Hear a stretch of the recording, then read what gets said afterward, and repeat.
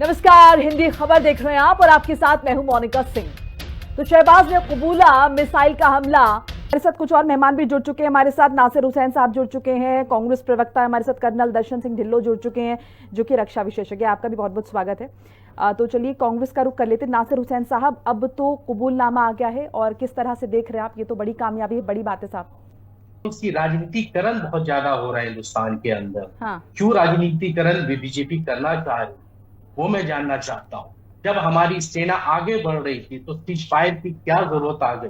जो देश के दूसरे देश के राष्ट्रपति ट्रम्प सीज फायर का ऐलान करते हैं, नहीं हमें इस लड़ाई। ट्रंप ने ऐलान नहीं किया। ट्रंप ने उसके बाद कई स्टेटमेंट दिए हैं सर। नहीं नहीं नहीं, ट्रंप को उनके क्यों पुश कर रहे हैं आप? स्टेटमेंट के उस दिन खंडन नहीं किया जाता है। जब हमारे सेनाओं की फौज आगे थी, हम बिल्कुल कदम आगे, तो हम एक कदम पीछे क्यों आए? हमें वो चीज क्या हासिल किया, हमें ये जानना चाह रहे हैं। आज वहां के प्रधानमंत्री का कबूलनामा दिखता है, मगर हम उनके घुटने पे क्यों नहीं टिका है? जब उनकी सेना घुटने पे थी, हम आगे बढ़ चुके थे, हमें कदम पीछे लेने की जरूरत नहीं थी। आज आपको हमारे लग रहा है हम एक पास एक कदम मौका पीछे था हट गए? पीओके लेने का। हाँ नहीं, हमें एक मौका था पीओके लेने का, हमें एक मौका था, हम उस हाँ, मौके को क्यों गवाए?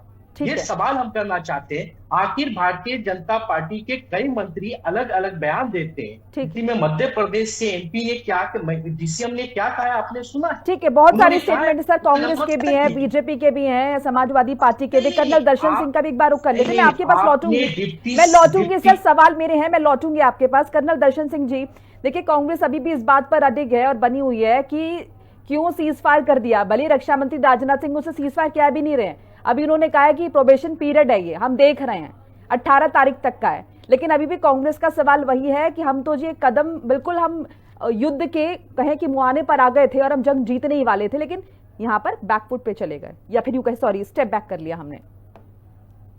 देखिए, पहले तो जो जंग शुरू ही नहीं हुई, ये जीतने वाले थे। जंग तो शुरू ही नहीं हुई थी, हमने बॉर्डर क्रॉस नहीं किया था, ना ऐसा कोई एम था। मैं इन सब लोगों से जो जंग में जीतने वाले थे, हम अंदर घुस जाते, पूछना चाहता हूँ, ये जितने खासकर पॉलिटिशियन है, चाहे किसी की पार्टी के हों, कि इनका किसका बेटा फौज में है? किसी का नहीं। किसी का भाई फौज में है? नहीं। इनको जंग लगता है कि वीडियो गेम है जिसमें फौजी मरेंगे, हमें तो कोई फर्क नहीं पड़ता है। तो ये घुस जाना चाहिए था। कहाँ पहुंचे थे हम? क्या पहले कांग्रेस की सरकार में कोई हमले नहीं हुए? क्या पीओके कांग्रेस ने वापस ले लिया था? तो ये पॉलिटिक्स की जो गंदी गेम है, इसमें क्यों आप अपनी फौज को आप ये बता रहे हो कि आपने घुस जाना चाहिए था? आपको अरे, महीनों की तैयारी करनी होती है फौज ने। माइन फील्ड लगने हैं, अम्युनिशन डंप होना है। ये नहीं है कि घुस जाना है वहां पे। आप घुस के देखिए, एक रात काटिए किसी बंकर में, पता लग जाएगा आपको सिचुएशन कहाँ है, कहाँ से शेल ऊपर से गुजरते हैं। आपको लगता है शायद लड़ाई नहीं हुई? जेएंडके में रह के आइए, वो सोल्जर जो बॉर्डर पे खड़ा है, मरता है, जिसकी बॉडियां आती है, उसके लिए 12 महीने 30 दिन लड़ाई है। जिनके घर के चिराग बुझ गए, उनके लिए लड़ाई सालों से चल रही है, 1990 से चल रही है, जब से कश्मीर में आतंकवाद शुरू हुआ है। तो आप ये मत कहिए कि लड़ाई नहीं हुई, हमने लड़ाई नहीं करी। तो लड़ाई तो हुई है, लड़ाई रोज चल रही है, शेलिंग होती है, रोज डेड बॉडीज आती हैं। उनके घरों में जाइए, इलेक्शनों में उनके पोस्टर लगा के वोट मांगने वालों से मैं पूछना चाहूंगा कि पहले तो खुद लड़िए ना। कभी जाइए, आपके जब सेक आपको लगेगा, जो वहां बैठा एक आतंकवादी बैठा था, जिसका जब उसका घर जला तो पता लगा कि मेरे 10 मर गए, अब तक लोगों के मर रहे थे, तो वो अब उसको सेक लगा ना, अब तकलीफ हुई ना।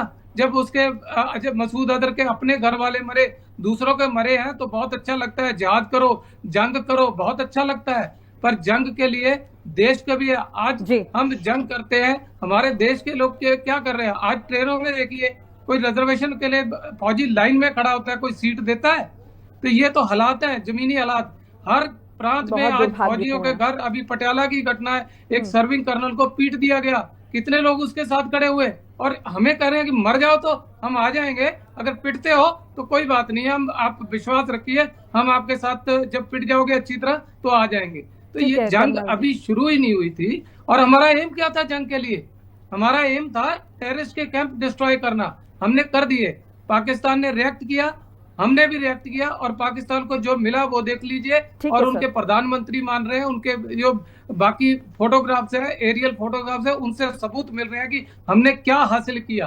ठीक है सर। हमने जो टेक्नोलॉजी टर्की जैसे देश के ड्रोनों की बिल्कुल बेफल कर दी है, जो लग रहा था कि कहीं भी घुस सकते हैं। हमने उनके हवाई जहाजों को जो F-16 है घुसने नहीं दिया, GF-17 नासिर हुसैन जी, हम ऑपरेशन सिंदूर को कामयाबी मान रहे हैं और आपने इसको इस तरीके से बता दी कि विफल रहा है। बहरहाल मैं दर्शन जी में लौटूंगी आपके पास। मैं समझ रही हूँ कि ये वाकई में बहुत ही गंभीर और सेंसिटिव मामला है ये। कर्नल दर्शन सिंह जी, ये जो 18 मई का जिक्र मैंने रत्नाकर जी से भी किया था, जो कि सरकार की तरफ से कहा गया है, अब इस 18 मई को हम किस तरह की मियाद माने? क्या हम इस स्थिति में आ गए हैं कि हम पाकिस्तान को एक वक्त दे सकते हैं कि जिस प्रोबेशन पीरियड का, बहुत स्ट्रांगली इस वर्ड का इस्तेमाल रक्षा मंत्री की तरफ से किया गया है, क्या हम इस सिचुएशन में आ गए हैं? क्या अब हम क्या कहें कि पाकिस्तान हमारे साथ अब मोल भाव करने के लिए तैयार है, या फिर किस तरीके से इसको देखें? अगर थोड़ा इलैबोरेट आप कर पाए तो। देखिए, 18 मई की जो है मीटिंग है, उसमें जो कुछ ना कुछ डिसीजन लिए जाएंगे। हाँ। और एक तरफा डिसीजन नहीं होते हैं कि सिर्फ आप ही डिसीजन ले लेंगे। हाँ। कुछ अंतरराष्ट्रीय स्तर पे भी जो बातचीत होगी, कुछ जो मुल्क हैं बीच में शामिल थे, या कुछ मुल्कों से बातचीत चल रही है, उनसे क्या इनपुट आए हैं। हमने भी भारत सारे मुल्कों से संपर्क किया है। हाँ। क्या इनपुट है और क्या इंटरनेशनल सिचुएशन है, उसके हिसाब से जो भी मुनासिब कार्रवाई होगी वो उसके ऊपर कार्रवाई करी जाएगी। और ये वार का जो एक्शन है, पहले से आप डिसाइड नहीं कर सकते हैं कि हम 18 तारीख को ये करेंगे। और एक मुझे बड़ा अफसोस होता है इस बातों पे कि जब भी पॉलिटिकल प्रवक्ता एक दूसरे पे की कोई गलत चीज होती है तो दूसरे को बताया जाता है कि आपने 62 में ये किया, आपने 71 में ये किया, आपने कारगिल में ये किया। यानी कि अगर एक से गलती हुई तो दूसरे का गलती करने का क्या हक बन जाता है? ये तो गलत बात है कि नहीं आपकी पार्टी ने किया था, यही जस्टिफिकेशन है साहब, यही जस्टिफिकेशन, यही आयरनी हम भी इस चीज पे। देखिए, सवाल उठता है कि ये जो टीम बाहर जा रही है, क्या ये कांग्रेस या बीजेपी को रिप्रेजेंट करने जा रही हैं? ये भारत को रिप्रेजेंट कर रही हैं और सभी पार्टी के नेता हैं। अगर देश के आम शहरी को इनके ऊपर विश्वास है, तो अपनी पार्टी के लोगों को क्यों विश्वास नहीं है कि इसकी जगह इसको भेजिए, इसकी जगह ये भेजिए? देश तो एक ही है ना। देश के बारे में तो पॉलिसी सारे नेताओं की एक होनी चाहिए ना, चाहे कांग्रेस पार्टी में एक पॉलिसी हो कि हम इस चीज का, ये हमारी फॉरेन पॉलिसी है, हम समर्थन करते हैं, तो कोई भी नेता बयान दे तो उसी तरह का देना। तो इससे क्या फर्क पड़ता है कि ए जा रहा है या बी जा रहा है या सी को नहीं ले गए, डी को ले जाना चाहिए था? ये तो मुझे लगता है ये फालतू का उसको मसले को। अब नासिर हुसैन जी, इन तमाम बातों के बाद यहाँ पर कंक्लूजन ये नजर आता है कि सिर्फ क्योंकि विरोध हमें करना है और इसीलिए हम विरोध करेंगे, क्योंकि नेता तो सारी पार्टियों के इंक्लूड किए गए हैं और जो नाम आए हैं, मुझे लगता नहीं उन नामों से खुद आपको भी या कांग्रेस पार्टी को भी एतराज होगा। बहरहाल वक्त की थोड़ी कमी है तो मैं क्षमा चाहूंगी। आप सभी मेहमानों का बहुत बहुत शुक्रिया हमारे साथ जुड़ने के लिए, अपनी कीमती राय